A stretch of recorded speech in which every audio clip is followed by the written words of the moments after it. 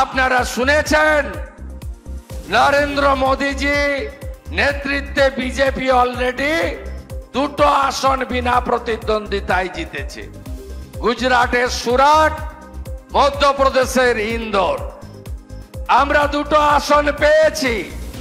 543-এ লড়াই BJP NDA করছে, আর এই ঠগি পিসি 45টা আসনে লড়ছে, 5টা আসনও পাবে কিনা জানে না।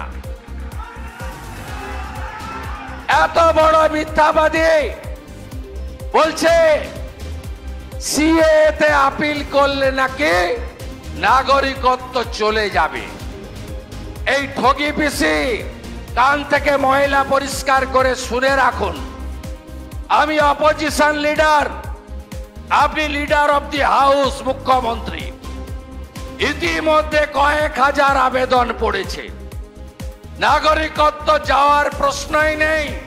যদি না যায় আপনি পদত্যাগ করবেন তো আমি রাজি আছি। চ্যালেঞ্জ অ্যাকসেপ্ট করবেন?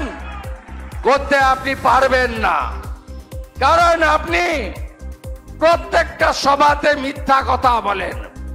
কদিন আগে আমি ছিলাম নওদাতে, মুর্শিদাবাদের, উনি ছিলেন ফারাক্কাতে। কি বলছে যে বাড়ি বাড়ি জল নাকি উনি দেন। আরে এটা তো জল জীবন মিশনের প্রোগ্রাম, মোদিজির গ্রামে আর শহরে অমৃত। এখানকার পৌরসভা তো আরেক কাঠি বাড়া।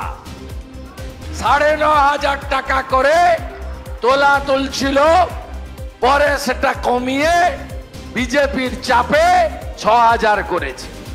একটা টাকাও দেবেন না নাগরিকরা। এর 100% টাকা ভারত সরকার দেয় অমৃত প্রকল্পে। যেমন ঝাড় তেমন বাঁশ।